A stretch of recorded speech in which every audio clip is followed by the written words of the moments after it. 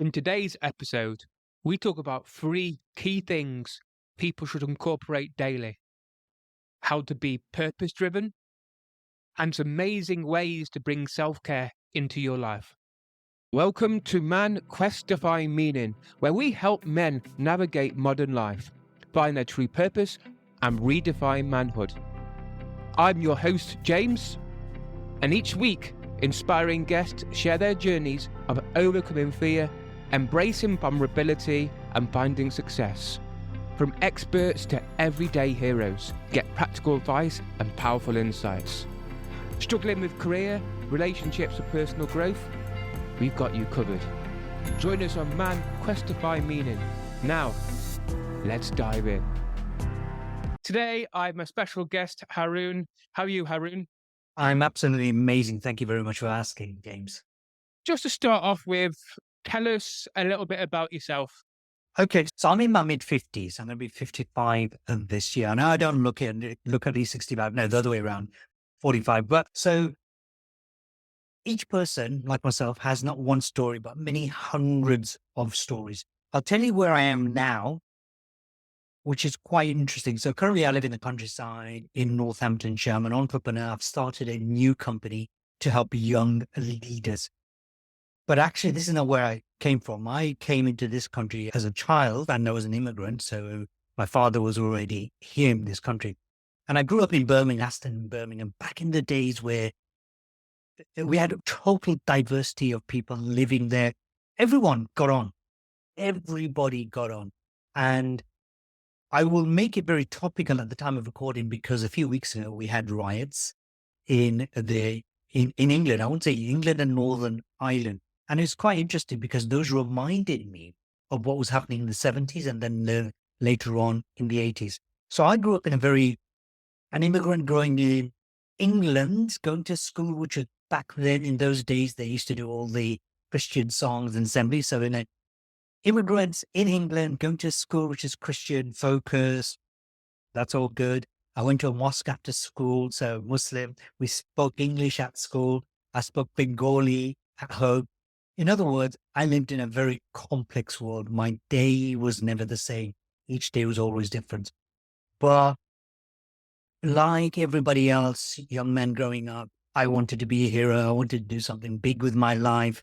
Everyone has a different idea of being a hero. Believe it or not, by the time of the age of 10, I thought, having watched a Bollywood movie, I thought, I want to be a waiter, serving people. My goodness, that's all I've been doing all my life, serving people. That you better be careful what you wish for, right? Other people want to be firefighters like yourself or police or something really nice. But of course, you're taught to think in terms of, okay, go to school, go to college, go to university, get a degree, get a job, get married. In my culture, it's either arranged or love marriage. So I thought, let me go for the love one before I get picked a kind of dodgy one. You get married, you have kids, you have a big home. Once you've got the home, you get richer, you go on holidays. Eventually, by the time you're 65, you retire and you live for another couple of years because most men who are busy at working live only about 2 years on average after retirement, then you're all dead. That was life. Now, there's so many things wrong with that picture because it feels like we are pigeonholed into every aspect of our lives. Everything is taken care of. It's not. It's like the schooling system that we have today was based on a schooling system that was designed 150 years ago. The people who designed the schools were the same people who designed the hospitals of the time, as well as the prisons. The architectural structure of schools, even to this day, are like prisons. The education system has been designed to basically create worker bees. So if you think differently to everybody else, you don't fit in. And here lies the problem that I was not fitting in because I moved from Aston. My father opened up a takeaway in Sunderland. He was trying to make it not big, but he was trying to take responsibility for his own life, trying to earn a bit more income. We had 5 brothers, younger brothers, younger than me, younger brothers and sisters, I should say. And being the oldest at the age of 12, my job was to take orders from customers in our takeaway.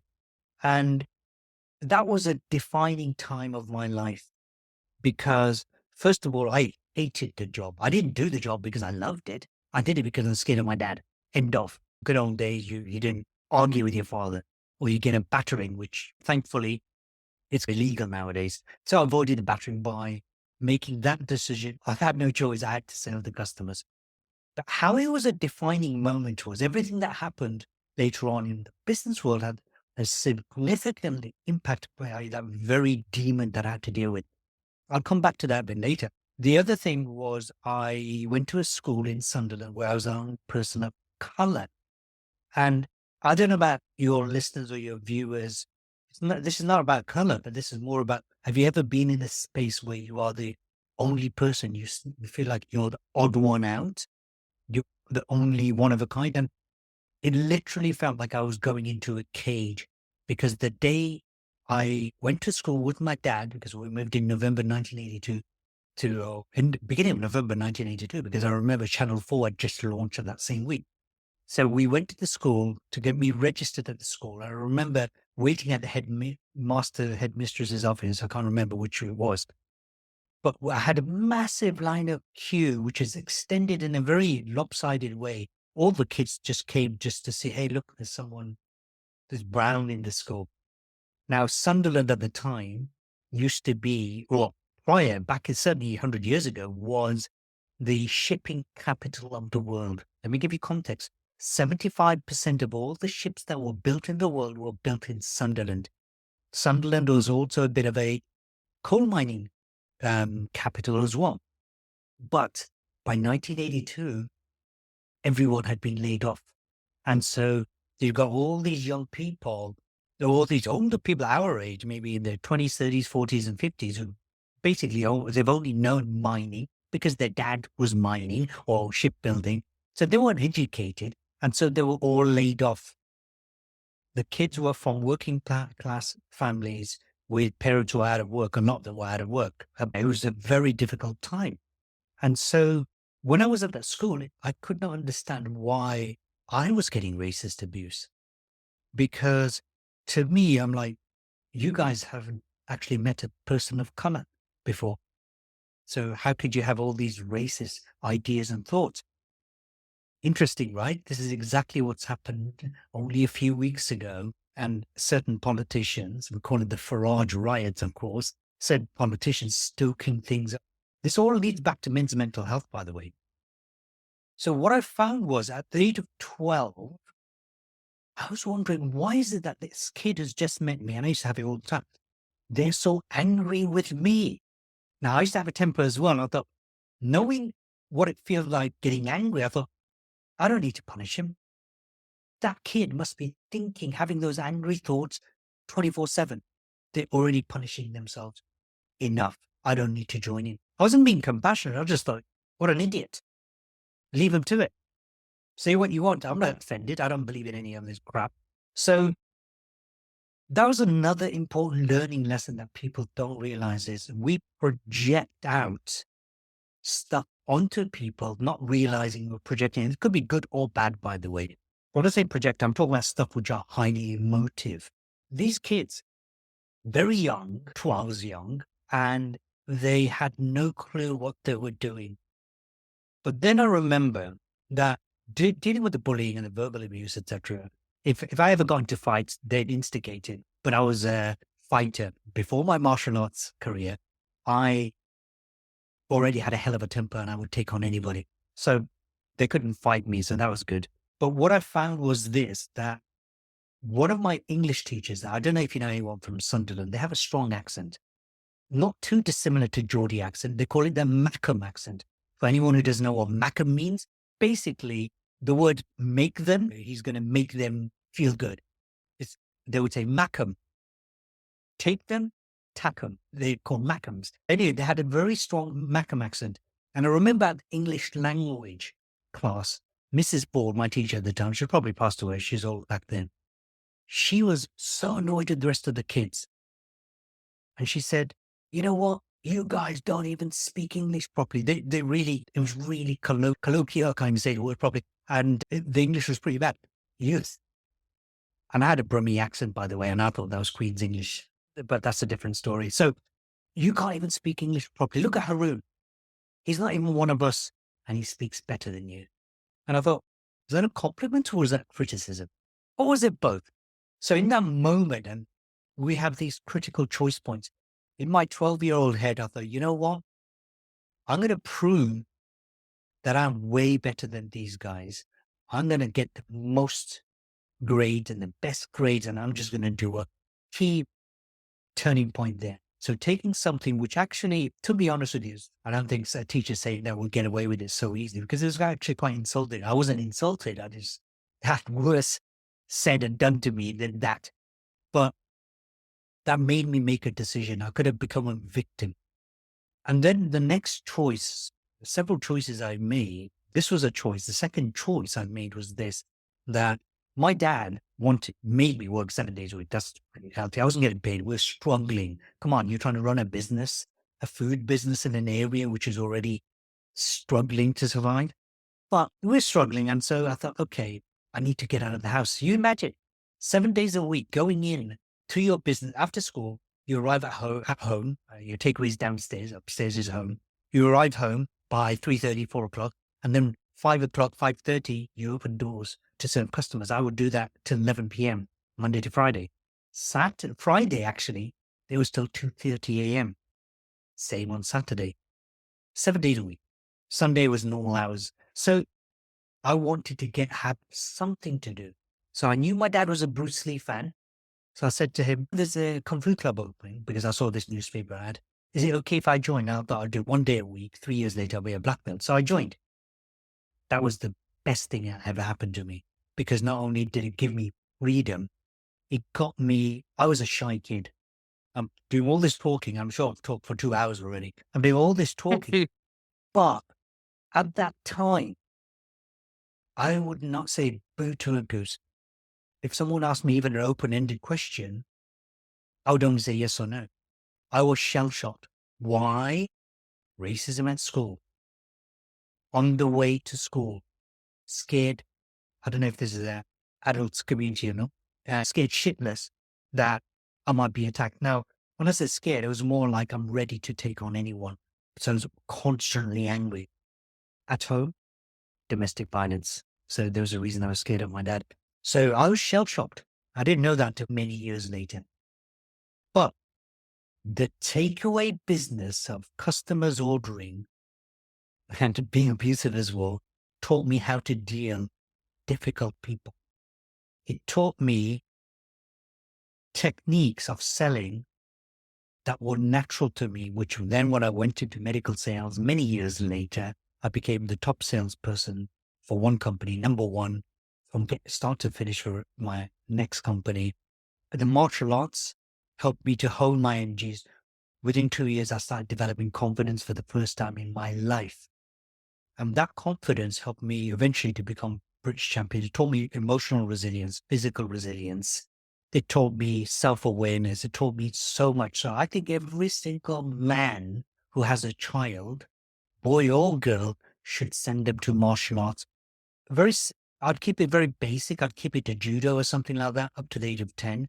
But then later on, jujitsu, mixed martial arts, that kind of stuff by the time they're mid-teens. Why? Because I believe it teaches resilience. And teaches being present, by the way. That's very important. We'll come back to that later, I'm sure. In martial arts, if you're competing with somebody, like say kickboxing, and you're thinking about something in the future and something in the past, you're going to get punched in the head. That'll bring you back, and you paid for it. So that's not going to be an issue. Fast forwarding, I ended up doing an economics degree, doing well in sales, setting my own company up. Why? Because reality is I was going through a divorce. That's why I set up my own company so I can be there for my kids. But the divorce destroyed my mental health for 15 years. And I was like many other men, had no one to talk to. Didn't feel like I could talk to anyone. Didn't feel like anyone understood what I was going through. I was ashamed of myself. But everyone thought, hey, look at Haroon, he's so confident. And people even thought I was wealthy. I was like close to homeless, but I knew how to dress up. So I feel what you're doing this podcast is critical for men to hear, young and old, because we go through crap and we just don't address it. So over to you, my friend. I got so much more I want to share, but again, it's no. So the people out there who perhaps are lost, don't know where to turn, don't have a focus, what would be the first thing you recommend in order to find a direction? Okay, so it's very important to understand that it takes courage to ask for help. It takes courage. So before you even do anything, be okay with being courageous. Be okay to feel humiliated. Don't fight it. Because when the shit hits the fan, we do feel humiliated. Here's the thing with men. We have a biological inclination to be problem solvers, fixers, providers, security blankets, protectors. We have a natural inclination to do that. When that gets taken away from us, you're left with nothing. Because you relied purely on that biological nature. So there's a beauty of being a man, which we can talk about it now. I don't mean it in a kind of sexual or anything like that. I'm not referring to that. There's a beauty in a man. So the very first thing I would suggest, because I've dealt with so many men and women, but certainly men, not so many men after them because they don't step forward, right? And you can't make them step forward. Mm. So the first thing before you turn to anyone is be okay with not being okay. Second thing is ask for help. So who are the people to turn to? First of all, asking for help, that might take a few more steps, but let's say start talking to somebody you can trust. Let's go for the worst end of the spectrum first. If you're somebody who say, you know what, life's not worth it, that's it, I'm going to end it. Talk to a Samaritan. You can phone them up, talk to them. Even if you're going to do it, just talk to them anyway. Even if these are your last, talk to somebody. If you're not that extreme, then you need to get yourself around either a peer group of people, and not one way or the other. But on this one, I'm on the fence, because sometimes hearing others go through the same stuff as you it's like a burden shared, and you realize you're not alone. So I think there's massive benefits to that. On the other side, if it becomes a group of people and all you want to do is moan without any action points going forward, then I think it's a bit self-destructive. So it's a pity party. You don't want to do that either. And I know no man wants to feel like they're part of the pity party. However, if you can't get a friend, don't forget your friends can't be there 24 hours a day, but they can be there. And so the second thing I would do is, if you can't find somebody, so that's part of the second thing. If you can't find a friend to talk to or a Samaritan, then find a group, go online and Google what's out there. If you can't even do that, then listen to a podcast like this. This isn't the only one. Listen to a podcast like this just to get some information to help you. Now, there's a physical thing you can do straight away. And there's several physical things. So can we go into that? Is that okay? We'll try. Yeah. So I'm a firm believer. You heard of the saying, the mind-body connection, right? Yeah. I don't believe that. I don't believe there's a mind-body connection. I believe the mind and the body are one. Here's an example. When you're nervous because you have a job interview, or you're about to propose, or you're about to go to the court, when you're nervous about something, you get butterflies in your stomach, you feel nauseous sometimes. And that's because you're thinking of something that's making you feel nervous. But then the other way around, if you eat something that your body doesn't agree with. So for example, I can't eat raw onions anymore. So if I eat raw onions, it's going to give me a whole bunch of gas and bloating. And no matter what keynote speech I'm doing, I'm going to be so self-conscious. My speech will be rubbish because my mental health will be out the window. I'm just giving simple analogies. So when the mind is the one that's struggling, the most powerful thing you can do is use your body. And when your body's struggling, use your mind. Here's what I mean. Very simple thing, even if you're a disabled person. When you're going through anxiety, what happens? You breathe very shallow, don't you? You breathe out of that, right? You're Chest panting. breathing. You're just, well, you're breathing at the very, even throat breathing. Here's what happens. Your subconscious mind is trying to get you to take control of things, but you can't relax yourself by trying to restrict your breathing. But that's what the brain is getting you to do. It's weird. So the opposite end is when you're relaxed, you'll notice you're breathing nice and deep and slow. Look at a baby. When a newborn baby breathes, you notice they're breathing with their belly. So I'm going to straight away give you an exercise, which is this. 4 seconds in, 4 seconds out. Very simple. It's called yogic breath. You're breathing through your nose only. Breathing during the count of 4, not hold for 4, but 4 seconds in, and you breathe 4 seconds out. And all you do is that for 5 minutes a day. First thing in the morning, last thing at night. In fact, I've had clients who have got asthma and clients who've had heart problems simply through the act of this and other breathing exercises. One person who had 20 years of asthma. One of my team worked with her, actually. She's had asthma for 20 years on steroidal inhalers. Not so good. It's not going to build your muscle, but it's certainly not going to help you that much either. 20 years of that. Within 6 or 7 weeks, she was off the inhalers. No more asthma. Okay? That's how powerful breathing technique is. When you're incorrectly breathing, so you end up in a panic zone. So really, most people, men and women, are at the edges of panic attacks because of how shallow their breathing is. So 4 in, 4 out. That's all you do for 5 minutes and no music, no nothing. You just count your breath. You can have your eyes open. You can have your eyes closed. And by the way, that's just the first step in towards meditation, but that's a different ballgame. So the next thing, exercise wise, if you go to the gym, make it a ritual. 3 times a week, go. 4 times a week, go. Do or die, but go to the gym. Very simple ritual. I don't have coffee with me now. Every single morning, I make a cup of coffee. There's a ritual in it because I don't buy instant coffee for a variety of reasons, but I take my coffee beans.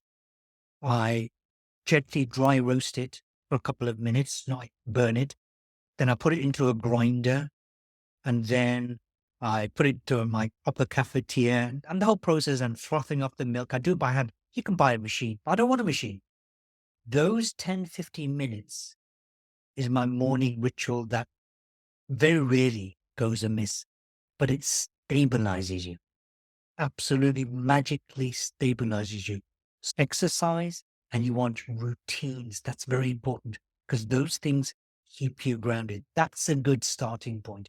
It's just get exercising, connect with people, start talking. Listen as well, but also express yourself. Out of all the therapies I've done with people, I found with the one-to-ones that 30% of the healing comes from them just speaking. Scientific proven. The fact that they get to talk for the first time. I had one guy with diabetes. He's had it for 7, 8 years. And in our first session, I asked him loads of questions about his medical history and his health, everything, so I can understand exactly where it's come from. He cried. He says, Haroon, that's the first time anyone's ever paid attention to what's going on for me. He's a big guy, big, strong guy, successful business. He cried because it was so cathartic. So talking actually does help. It may not cure everything, but it will help. Going back to the coffee beans, I assume the coffee beans, with it being part of a ritual, it was more not necessarily about having the coffee, but the routine you went through. The routine's critical because my coffee is better than most coffee shops, but there's one local coffee shop which does it really well. However, it is the ritual, the practice of physically doing it because your brain, if you're autistic, just imagine we're on the autism ADHD spectrum. And by the way, I discovered I've got 80% of the symptoms of ADHD, which explains almost everything in my life now. Really does. It explains why I can super focus and go see problems that other people can't see in terms of providing solutions. this also explains why I just can't have any nonsense. Now, with an autistic person, I'm not an expert, but I do know my friend Dave, he's got an autistic child. One of the things I learned about autism is ritual is critical. It's very important that you have stability and sameness. But if you do the same thing, you might think, oh, I'll get bored. Well, it's important that certain things, it might be boring, but your body needs it. Your Mm. mind needs it. It's saying to you, it's safe. It's letting you know, it's letting your programming, 95% of everything you think, feel, do is driven by programming, subconscious programming. It's letting that know, it's okay, you're safe today. Okay. Let's go back to your childhood when you said you joined Kung Fu. Is it Kung Fu? Yeah. It was. What was it about the Kung Fu that really changed your life? This is the first time where I could decide how good I got in Kung Fu. As an example, when I first started it, for the first 18 months, I'd get a beaten out of me. Not, they weren't trying to be horrible to me, but in sparring, I was rubbish. But there's one thing my Kung Fu teacher is a Korean chap, amazing man, my first mentor, really. My two Kung Fu teachers, one passed away, were my greatest mentors, probably in most realms alive. Last one's passed away. So what my Kung Fu teacher used to say to us is this, to the class: what you do in the class, you are demonstrating to me what you've been practicing over the last week. What I teach you today will be, if you all practice, the next week you come back, I'll see how well you do, and I'll teach you the next level. And so here's what I did. I believed him literally. I literally would practice 2-3 hours. And at some point it got to 4 hours a day, every single day, weekends, 6-7 hours. I was a kid still at that time. I'd practice. And then by the time the lesson arrived again, I'd advanced. Others did not practice. So what Kung Fu did was taught me that if I were to take personal responsibility for my own progress, then I can progress. I didn't need confidence. I didn't have confidence in martial arts. I had courage. Confidence is an outcome. I became a very confident young man as a result of being courageous enough to fight with people, train with people who are way bigger than me, older than me. I was only 14 when I started. Way bigger than me, older than me, better than me. You know what the funny thing was? I thought I was the only one going through traumatic life. I didn't call it trauma. I was embarrassed. I was humiliated. I'm still best of friends with my guys, my Kung Fu brothers, we call them. And they're in Sunderland. Turns out, over the years, I found out that they were all going through major issues of depression and anxiety. One, sadly, a couple of years ago, took his own life. He developed an alcohol problem. And that comes to that. I have to say, there's a cultural thing which is, I think, is a very bad thing. The British culture thing is alcohol, right? Beer. People recognize, if you go, and I've been to places where I ask direction to a certain road or whatever, and they'll give me directions in context of, when you pass this pub, and then you continue going, and you turn right on the next pub. I'm like, I don't know any pubs, not by name anyway. So there's an issue with British culture that is destroying the everyday man, and that is alcoholism. Scientifically now proven there is not a drop of alcohol which is moderate enough to be good for you. The amount of, someone would say, red wine, it's got resveratrol. Yeah, you need to drink bucket loads of red wine to get sufficient levels of resveratrol that you can get from grapes and other foods, by the way. You need to do that if it's going to act on you. So I don't know why I was telling you that, but yeah, the Kung Fu guys. So the alcohol thing, that was a big issue.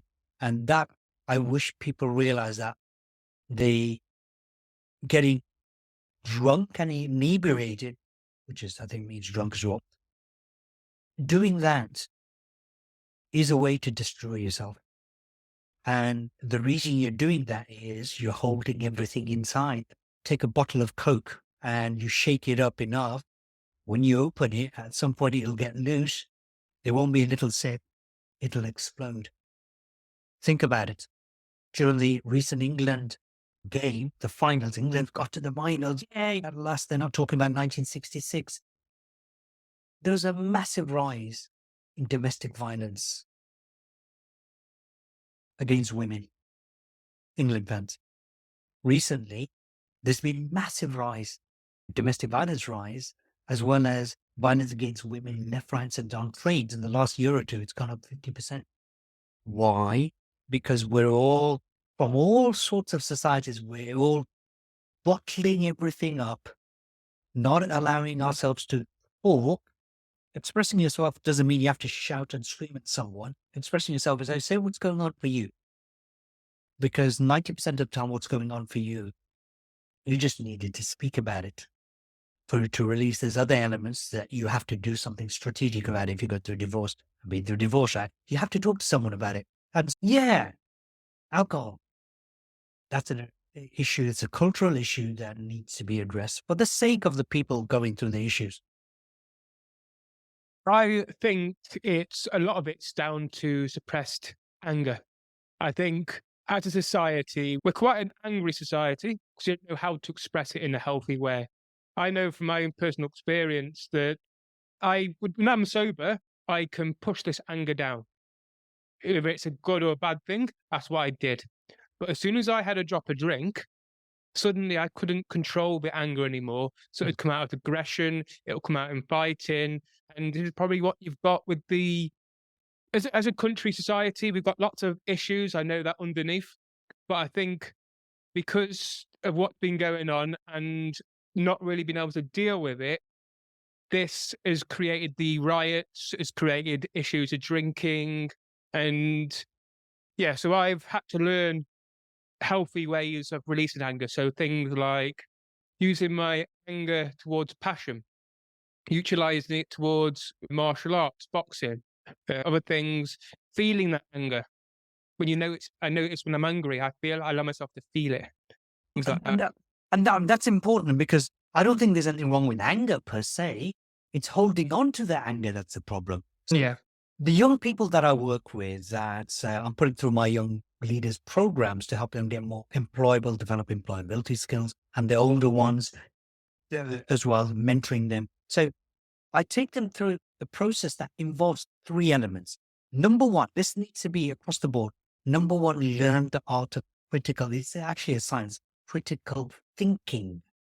In other words, learn to think for yourself. The riots happened because all the people who went on to riots were being manipulated by it. They didn't think for themselves. So, right, they're raising the pension age to 71 or something like that, right? Why? Because we pay national insurance for those of us who work. We pay national insurance and that goes towards our pension, right? Wrong. It doesn't go towards your pension. It goes towards whoever's retired, their pension. So that's where it's supposed to go. So you would think by the time you retired at 71 and you died at 72, by the time you retired, right, you have your pension sorted. No, that money has to come from the people who are working. So here is a problem. I want you to consider for the moment, you're in your 70s and you're expecting your £100 a week or £150 a week or whatever. I think it's about £300 a month, something ridiculous, right? Or whatever it is, you're expecting it to come through, but it's not. You know why? Because there's nobody doing the jobs. There's not enough. The population's older, so there's more pensioners. There's not enough young people working. Consider this for a moment. Let's remove all the immigrants, people like me, people who are picking strawberries, every single person of color, Muslim, Hindu, doesn't matter because I know most English people won't be able to tell the difference, but most, not all. Get rid of it. All right. What do you think, James, would happen to British society? It would collapse. Why? Because the amount of impact and the amount of money that so-called immigrants, I am an immigrant. I came here when I was 4, so I'm an immigrant. My parents are, my children aren't. They were born here. The amount of impact they're having on the national income is so massive. And the kind of dirty job that some of them are doing that nobody else wants to do. Who the hell wants to go around cleaning toilets, right?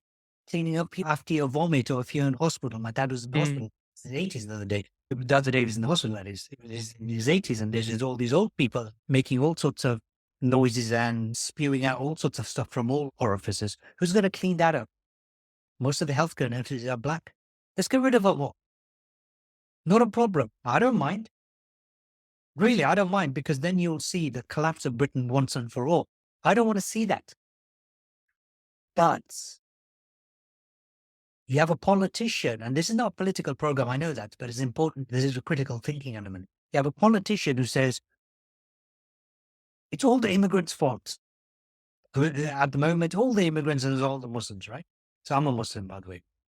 And then he says, at the same time, we're going to privatize the NHS completely. What does that mean?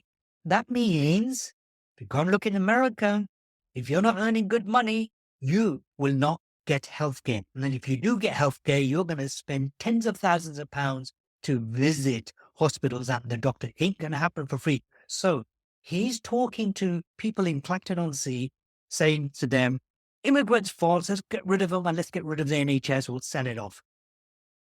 You're talking to some very poor community, and yet they still voted for him. And since the election, he's never returned back to them, by the way. And you thought he's going to return back to you at any point? So critical thinking is not taught well enough. It's basically more or less not taught in schools. If you're an adult, you've got to learn. Question to ask yourself. Here's one example. If you're telling yourself, I'm so worthless, I've not done anything in my life worthy of speaking. Here's your question, critical thinking question. Ask yourself, do I know that to be true? You've got to really neutral about it. Do I really know that to be true? I'll use me as I'll actually say to you, I'll pretend I'm your inner demon, right? Let's say you're feeling really crappy about yourself. I'll ask you, do you know that to be true? Have you ever done anything of worth 10 years ago? Yes or no? Yes. Can you give me an example? 10 years ago, I'm older than mine now. I'm 39, so I'll be 29. I had done a degree. I'd realized that I needed to change. Okay. Tell me something about when you changed. Is there anything you did of worth to you? Not to anyone else, just to you. Last 10 years, having a morning routine. Having a morning routine. Does that feel good? It does feel good. It gets me going. I feel grounded. As a firefighter, have you ever saved any lives at all? Or contributed? Yes. Yes. Was that of worth to you? Yeah. So if I change it around to myself, I can say, okay, my life is so worthless. Do I know it to be true? And you could ask me, have you saved any lives? I've actually literally saved hundreds personally. Have you done anything of worth for your family? Yeah, loads. Anything in particular? I've raised 2 amazing sons, for example, even as a single dad, partial, we share. Yeah, they're amazing sons, absolutely blown. In that moment of despair, we're only going to find, if we choose to go down that rabbit hole, the negatives, unless we ask ourselves some critical thinking questions. Do I know that to be true? First of all, is critical thinking. Secondly, personal responsibility. Now, if I'm out of work, I'm going to pretend I'm an English person. I'm living in Sunderland. I'm out of work. And I go and have a go at an Indian restaurant chef. You take our jobs. I've had that, by the way. You've taken our jobs. You take our women. I'm like, I'm only 12. How can I take your women? All that kind of stuff. You've taken our job. My question will be, okay, what have I learned how to cook Indian food? So how has he taken my job? I'm not even qualified for it. I heard someone on an interview saying, oh, these foreign doctors, they take our jobs. Oh, okay. What, did you become a doctor? No. Okay. How much did you get educated in? Oh, I quit school at 15. Oh, so you quit school at 15 and you're complaining that somebody who's got a brain surgeon doing his job, he's taking your job. Yeah, but I could have got a chance, but you quit school at 15. So personal responsibility would be, what can I do about it within myself? Same with martial arts, by the way. It taught me that. This is why martial arts is important. If you want to get strong biceps or strong chest muscles or strong kicking muscles, if you want to be a good kicker, guess what you got to do? You got to kick. You got to practice kicking, and you got to practice. I used to spend every evening, well, as a teenager, doing 150 kicks each leg for each kicking technique. And if any technique was lousy, I didn't count that. My legs, I didn't need to do leg exercises because my exercises were my kicks. Why did I become a great kicker in martial arts or certain punching techniques? Are you taking responsibility? Because the moment you blame somebody, you're operating from shame. The moment you're shame, you're operating from guilt. You don't even know you're doing it, by the way. Blame, shame, and guilt. That's how you open yourself up to becoming victimized, controlled, manipulated, and exploited. You're a slave to somebody else's desires, not to yours. So you need to drop that and learn how to take responsibility for your own actions. And by the way, the consequences for your actions. So that's the second element I teach young people, not in these words. Obviously, I'm talking to adult men here. The third one is accountability. How accountable are you and who to? So if you're a spiritual person, say you believe in God, so I'm a Muslim, I believe in God. Everything I'm accountable, every word I say here, if it's harmful to anyone, I'm accountable to God. Okay, you don't believe in a God. Every action I take, let's say you don't believe in a God. Okay, the universe then. You could say I'm accountable to consciousness or the universe, whatever terminology you want to use. Okay, let's say you're not you don't believe in the universe, you're atheistic, or this is too far spiritual for you. Okay, let's drop it down. So you're a British person, British man living in England, could be abroad, of course, and plus to your country. Okay, that I'm accountable to British culture. All right. So what does British culture require? It believes in democracy. It believes in freedom. It believes in tolerance and respecting others. Oh, by the way, I can't remember all four of them, but on the top of my head at this moment in time, it just slipped. The four core values that are said to be British cultural values, and there'll be others. Those rioters totally desecrated those values. We don't go, this is Britain. Britain is known, yeah, it's got a bad history as well, but it's got a bad rep for good reason. It's got bad rep, but it's also done some amazing stuff. I wouldn't want to live in any other country. I've visited close to about 30 different countries, most of them doing talks and seminars and so on. I've visited them. And I wouldn't, at the moment, maybe I'm changing my mind a bit, but generally, I would not want to live in any other land. This is the beautiful green land where people can live amongst each other, where we do have quite a bit of freedom. But we are throwing our freedom down the toilet pan because we are not accountable. Okay, let's bring it down then. You're not accountable to the country, fine. Don't call yourself British then. English, okay, are you accountable to that? Let's bring it down another notch. Okay, fine, you don't believe in the British culture then because it's everyone else's fault. How about your family? How accountable, if you're a married man or in a civil relationship, so you're living together, how accountable are you to your children or your partner, your wife, your children? What about your parents? They raised you for 18, 20 years, however long. They put a roof over your damn head. They put clothes on your back. How accountable are you in their old pensions? How often are you visiting them? Reminding them, I love you. Why are you getting impatient with them? Because when you were 3, you would repeat the same question again and again. And your father would never say, hey, shut up. Your father or your mother would say the same answer. Yes, of course, you get some weird parents at times as well. I get that.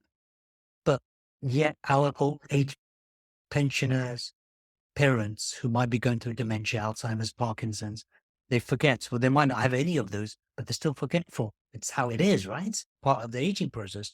And are you impatient with them? Are you accountable? Where's your accountability there, mate? Okay, fine. You're on your own. You got no one in your life.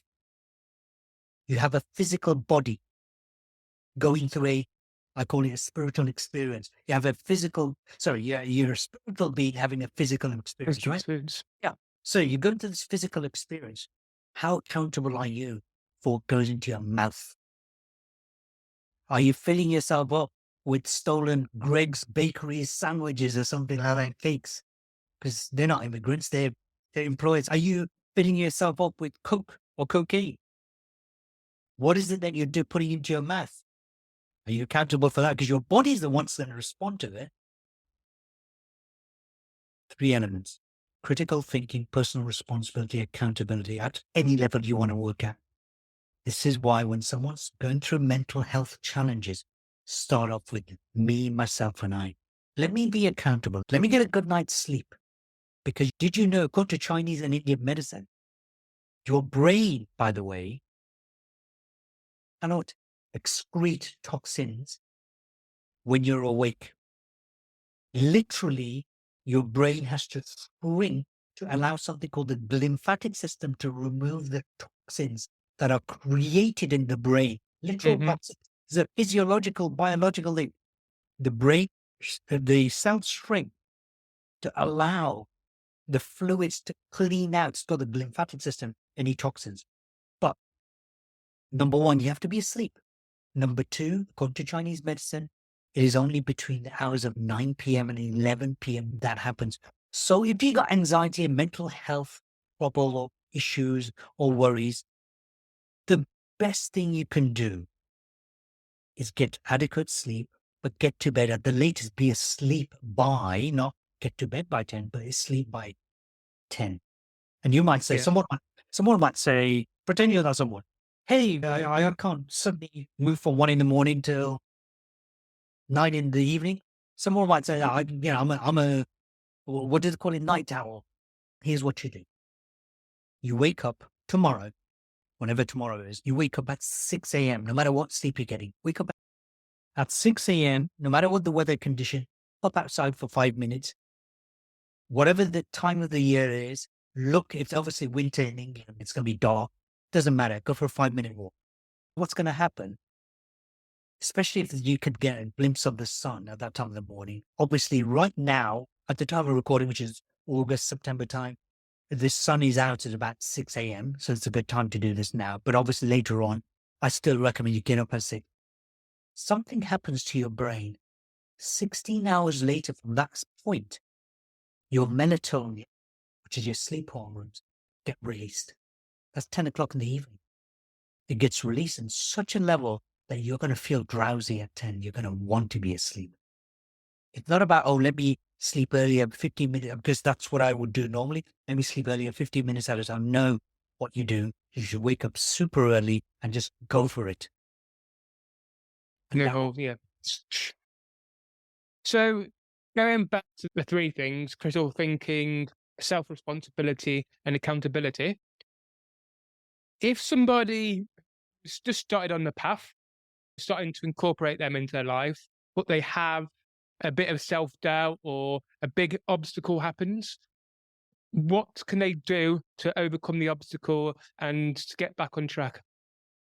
So this is all to do with one word called purpose. Called purpose. What do I mean by that? And this is so important, my friends. We will always have some level of self-doubt. We'll have imposter syndrome. We'll have fears. We'll have obstacles. And that's called life, by the way. It will always be there. There'll always be something. One man's burden might be another man. For another man, it might be absolutely a walk in the park, not a problem. So I don't presume to know what somebody's burden is. I know that from clients, so many private clients, where something that would seem like, that's an issue for you. For that person, it's an issue. I grew up in a very abusive, violent, verbal, etc. background. Somebody else, and I've seen clients where the father was a big drunk, no abuse, no nothing, absolutely, almost silver teaspoon in their mouth, but they've got more issues than people like me. So I forgot what your question was. So with regards to the 3 things, critical thinking, self-responsibility, and accountability, if somebody, for example, has a big challenge, so they're already on the path Purpose. and they have this challenge, how can they move forward? Make your purpose much bigger than yourself. A really great motivational speaker and philosopher, his name is Dr. John D. Martini. He said it so perfectly, and I love that, and I've quoted it this so many times. if you want to make a difference to yourself, you've got to have a vision at least as big as your family, meaning I've got to think about making a difference to my family. Yes. So if you want to make a difference to your family, just think of your local community. You think, okay, so I live in a village. What can I do to make a real significant difference to the village? What they want, not my agenda, their agenda. And so it becomes easier. When you want to make a difference, if you want to make a difference to your village, your town, your city, you would think, how can I make it? You have to have a vision as big as your country. If you want to make a difference to your country, you think globally.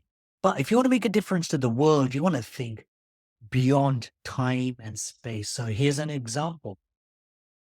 I have a vision that all children across the world will be free to be the most amazing version of themselves by that hour. That's my vision. How do I see that? The mission I'm on specifically is, so that's my vision. That's how I see it. My purpose, my vision, my mission is to help young people get experiences, get the training, experiences and training really, and applicable level, the relevant level of education so that they can start making bigger and more important decisions locally, city, town, etc., citywide and nationally. So how I'm going to do it, that's a long conversation, but the point is this, that's my purpose. Here's what happens. I have a bad hair day. I don't have that much hair. Let's have a bad hair day. I just got to remind myself, this is why it's important to have maybe something written down or plastered somewhere, tattooed in your head. This is what I'm here to do. And then what happens is it becomes so much more easier to say, yeah, to any fears and obstacles. That's nothing compared to how I'm making a difference. You've got to have an action plan towards it. I'll give you an example in medical sales. When I used to sell medical equipment, if you're selling stuff, people hate sales in this country as it is, and they hate salespeople. So in my mind, and I distorted it a bit, I thought I'm saving lives. I'm selling medical equipment to hospital doctors, surgeons, gastroenterologists, and I'm there not to help them, but to save the lives of their patients. So that means I'm going to end up helping thousands of people indirectly via the doctor. So when a doctor turns around, gets upset, angry, says, no, it's too expensive, I'm like, doesn't bother me. I'd be able to deal with it. I don't get nervous. Does that make sense? So I've had situations where doctors angry towards me, but it was actually nothing to do with me. I didn't make it personal because I'm not there for him. I'm there for his patients. I'm just there to help him, to help his patients. So it's a massive paradigm shift. It's a massively different way of thinking and behaving. So that's how you apply it. Think of the marathon. I don't know if you've ever done half marathons or marathons. I used to enjoy running. Actually, no, I used to hate running. I went to the gym. I used to go to the gym a lot. This is in my early 30s. No, late 20s. I used to go to the gym, and my company used to have annual health checks. So I went to the company one day. I go to the gym about 3-4 times a week. Fitness first back in those days. This is in the late 90s. And blood test came. I had a high level of cholesterol. I thought, huh? How's that slim? It's not like I was fat or anything like that. So I thought, okay, I better start running then. That will probably help it. The treadmill, right? So I was at the gym on the treadmill, 5 minutes of running. And I'm like constantly time watching. I'm like, okay, 3 minutes, 29 seconds left. And I'm like profusely sweating. I hated it. But then eventually I started doing road running, joined a running club. Having people around you with this like-minded people is great. When I entered the Great North Run, and I remember as if it was yesterday, there's me at the beginning, starting line. There's about 40,000 people there. So I run past all the people dressed up in Womble outfits. And then 10 minutes in the run, I haven't even broken sweat. But here's the thing. The week before that run, I did the Nottingham Half Marathon and I nearly destroyed my knee because I tried to run with the elite lot. I tried to keep rapport with the elite lot and I kept going for 10 minutes until my knee gave way. So that was 6 days later, I think it was. I did the Great North Run. I was in so much pain, but I'd raised money for the NSPCC. National, this is a children's charity, protection of children. And I raised a good few £100. And when I was in agony in the morning, I thought, no, I'm doing this for the kids. Back to purpose. back to the whole point of when your vision is big enough, the little things become a walk in the That leads us on quite nicely because purpose is linked, I think. How would you define a healthy man? park. Great question. It's all relative. I can define how a good, healthy Muslim man is, and I'll define how a non-Muslim man is. So a healthy man, What's your idea? for me personally, we pray 5 times a day. Why is that important to me? Because in that time, you are head to the ground. That is the closest we're coming to God. We're totally surrendering our happiness, our desires, our sadness, our trauma. Say, I surrender this to you, God. Can you imagine how cathartic that is? 5 times a day. It takes in combinations about 5. It's about 1 hour in total time. But in that time, it's saying, literally saying, God, we are not worthy. Not like in Wayne's World, we are not worthy, but truly surrendering everything. I'm saying, anything that happens to be good, I lay it at your feet, God. Anything that happens to be bad, I still lay it at your feet. What's happened is happened. And I'm still grateful for you. So that's important to me. The first one is pre-dawn. So this means you finish it off. It's a 5-10 minute job, but you finish it off like about 15-20 minutes before sunrise. Can you imagine waking up before? There are times like in the midst of summer in June, I think I'm waking up at 3 a.m. to do that. That takes discipline, which every man needs. Every man needs a discipline. This is why in the old days, going to the army was quite useful. I have other things to say about the army now, but in the old days, it was useful because you develop discipline. In martial arts, you develop discipline. Number one, way of discipline, developing discipline, including the mind and the body. So disciplining your disappointments, disciplining your body. Number two is rituals, not just discipline, but make them specific rituals that make you feel good. If I go to, I don't have a local mosque in the village, but if I go to the mosque in Leicester where my family are, how amazing it is. A place of peace, a place of calm, and you're all doing the same thing at the same time. This is why it's beyond, I know why, but on a human level, it's beyond me why people would riot against places where they are just say, hey, we're nothing. Where there's no total humanity. Now, here's the thing, my friend. When you are not humble, then something happens into your life that humbles you. It's called humiliation.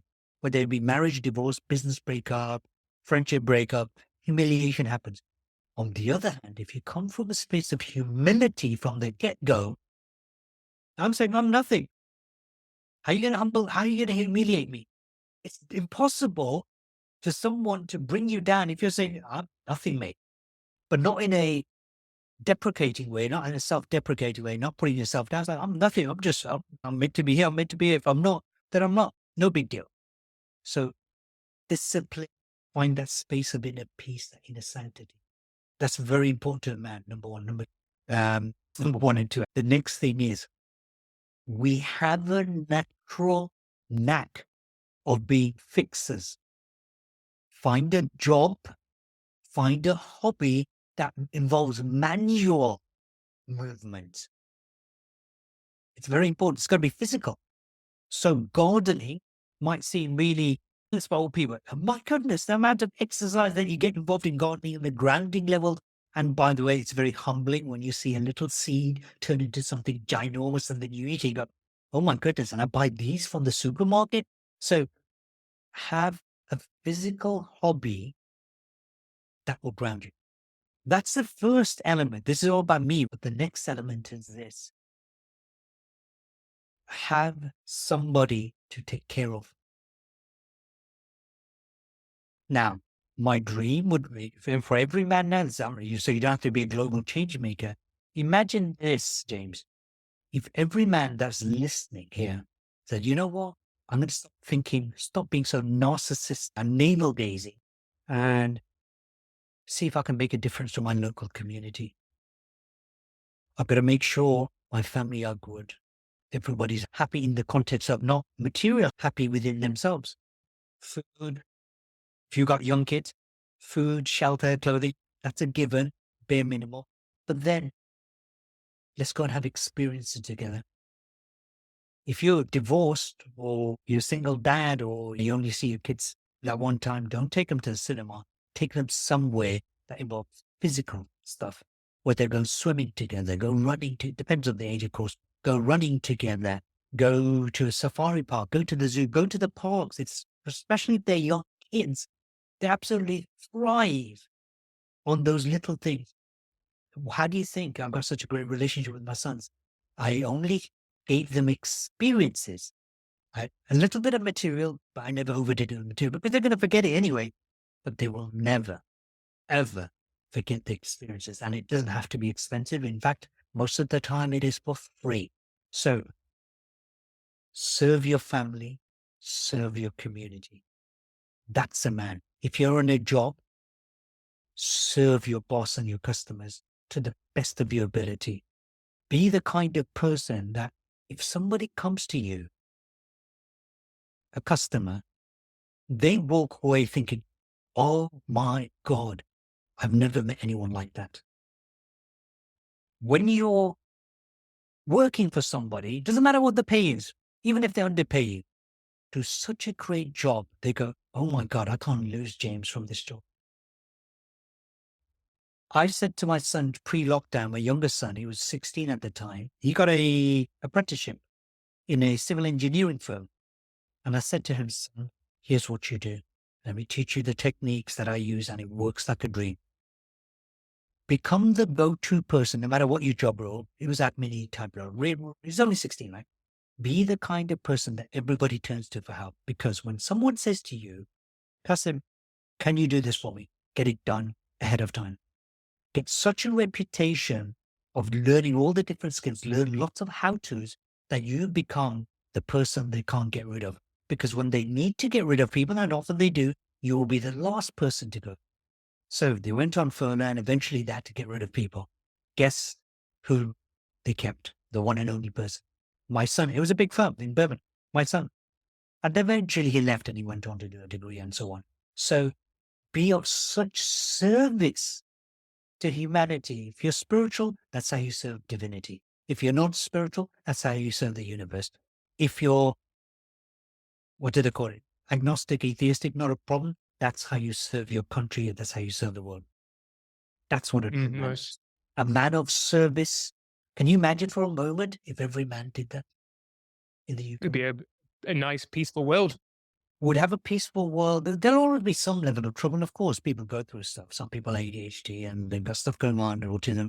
I'm sure stuff does go on. But can you imagine how families would change if all families had, if you're divorced, had full involvement? I'm not saying it's the men's fault or woman's fault. It's not about blaming whatsoever. It's about what would happen if you did that much more unconditionally. So no one's paying you extra to be nice. But it doesn't cost you anything to be nice. It doesn't cost you to smile. You know, when you go to a supermarket and someone's at the checkout taking customers' orders, meaning at the cash till, taking their money and so on. One of the amazing things that happens, they have name badges usually. I always say, hello, say Sarah. A lot of times women, could be men as well. Hi, Sarah, how are you? I might be one of the few people who've said that and they're smiling for a moment because they heard their name all day for the first time in a nice way. It's as easy as that. It doesn't cost a thing, and yet you can make someone's day. Nice. Do you know what, Haroon? I could chat to you all day. Can you explain to people what is it that you actually do and how can people get in contact? Okay, so what do I actually do? My entire calling is about helping young people. Two groups of young people. I go into schools, or my company does. It's a new startup. What we do is we give them a training program so they develop confidence whilst they develop employability skills so that when they do get out there, job hunting, they get a good job. That's one group. The second group, I work with 18 to 30-year-olds who are already working or who are in apprenticeships to help them develop those skills. So I do that. I generally have moved away because I run a meditation group. I'm sure you've been there. That still goes on. I'm not looking to expand or anything, but those are the two key things I do. And if you're an entrepreneur, then yeah, it's worth connecting with me. Track me down on LinkedIn. That's the best place to find me. So if you run a business or hoping to run a business, it's good to connect with me because I'm a connector. That's what I do. And you learn a lot because I post Mm. stuff on there. If you're into healthy food, healthy living, mindset, it's called my YouTube channel. Lots of content, the Haroon Rabbani podcast. Yesterday, I put out a video on a very simple dish for my 85-year-old diabetic dad. But it's very yummy because I didn't give it to him.